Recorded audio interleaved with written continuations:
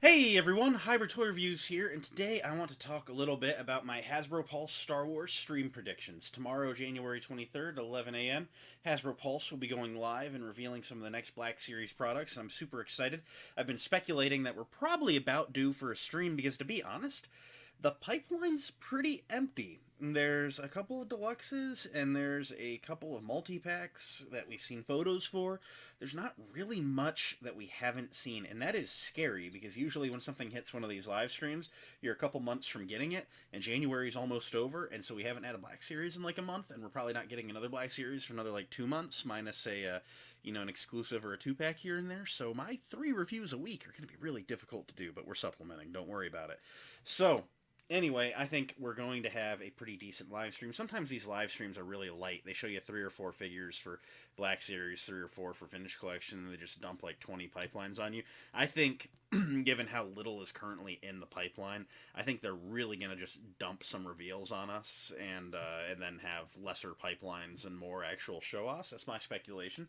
But anyway, for starters, for one of the only things in the pipeline that we haven't seen photos of yet, I think we're going to end up seeing photos of the deluxe Droideka. There's been a lot of back and forth in the community on what's actually going to be going on with this Droideka.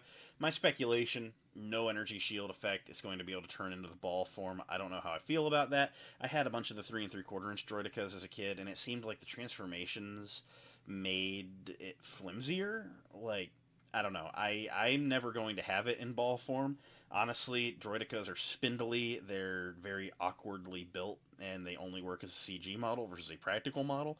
And in that regards, I think the best way to do a Droideka is to do it as a statue in battle pose with no articulation. But of course, being Black Series, they're not going to do that. That would just be the best way to do it. Make it so I don't have to mess with it. Just give me a thing that I can just stick on the shelf. No fiddling. Make it an art piece. Focus on the paint. But that's not what we're going to get. But that's what I would do. So anyway, I think we're going to end up seeing the Droideka. From there, here's what I really think this is going to end up being about. I know there's talks of there being a prequel beat this year. I don't know how much of that we're going to end up seeing tomorrow, but it's been several months since Ahsoka ended, and similar to any of these other shows, usually you get a few months post show and they give us some of the figures from the latter half, your spoiler characters. So I think we're going to end up seeing a couple of Ahsoka figure reveals tomorrow. I think we're going to end up seeing red outfit Ezra. I think it's going to be a super cool figure. Hopefully, we see him packed with his new blue lightsaber from the finale where he built it. I'm excited on that. I think that that would be a great addition to the collection. It's a must-have. It's iconic at this point. The rescued Ezra. Need it, need it, need it. From there, I think we'll also end up seeing Ahsoka the White tomorrow. I don't really want it to be a repaint of the Mandalorian Ahsoka. There's enough different going on with that outfit that I feel they probably are going to have to at least retool some of it. However, it also wouldn't shock me if they just repainted it and said, hey, it's good enough. But we'll see how that goes. I think also we'll end up seeing our live action Grand Admiral Thrawn. I think that would be a pretty obvious must do.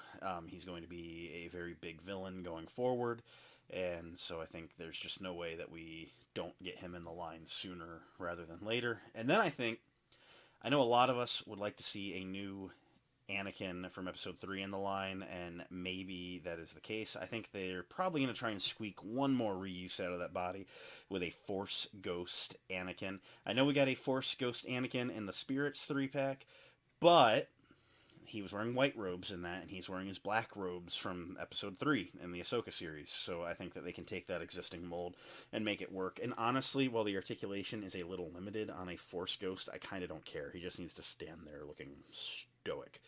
So from there, that's kind of what I have in mind for the Ahsoka series, and I think we're gonna get some Mando season 3 stuff as well. Now, there's not a whole ton of things from season 3. Big thing with season 3 is we just kind of got elaboration on characters that we've seen before, and they've been fleshed out a bit, and that's a-okay. But there's 3 things that I can think of that we could get. I think that we could definitely be seeing a season 3 Bo-Katan with the updated head sculpt with the season 3 accurate hair. It'd be nice to get her repainted, just a little bit of a darker blue. She wasn't quite baby blue in Mando. I feel her figure was just a little light to represent it truthfully. but it wasn't too far off to be wrong. But I think they can definitely get this better. I also want to see that silver Beskar shoulder pad with the Mythosaur. So I think we might end up seeing Bo-Katan with that Mythosaur shoulder pad. I think that would be a pretty good addition to the line. And then for the two really cool ones, I think we're going to end up seeing the Mandalorian Super Commando, the white Beskar wearing stormtroopers from the finale. I think that would be a really cool army builder to get. I don't know how hard I'd go on it. I think probably two would be an adequate number, but I think that we're probably going to end up seeing it. And then also Moff Gideon in his season 3 finale, where he's wearing the upgraded Beskar Dark Trooper suit, and he has that like basically the Magna Guard staff almost, the purple electric staff. I think that will make for a great figure and an excellent upgrade to the Moff Gideon that we currently have. That's kind of all I'm thinking about that we're gonna see in plastic tomorrow. However, I do think that there's definitely some stuff that they could do as far as the pipeline. Now, something that I have a stance on with the pipeline is I think the pipeline has gotten a little too used recently. There was a point last year where there was like 40 figures on the pipeline, but we only had photos of like 4 or 5 of them at a time. That's never been how it's been before. I think it got a little bit out of control. And I kind of want the pipeline to trail off a little bit because it's hard to keep track of. Hey, you remember we said this is coming? Like, you kind of latch on to your 10 favorite on that list of 40. I didn't mind the pipeline back when it started in COVID, because then it was like, hey, like, we're just kind of going to tell you what we're prototyping because we don't want to make a whole ton right now because it's hard to get it on shelves as is. Respectable, but pandemic's over, guys. We got to get back to real life. And so I think the pipeline, while a great idea, definitely doesn't need to be 40 figures deep at this point. So I'm going to keep it light. I think for the pipeline, we could potentially see some more Ahsoka figures in Captain Enoch and the Night Troopers. I think those would be super cool.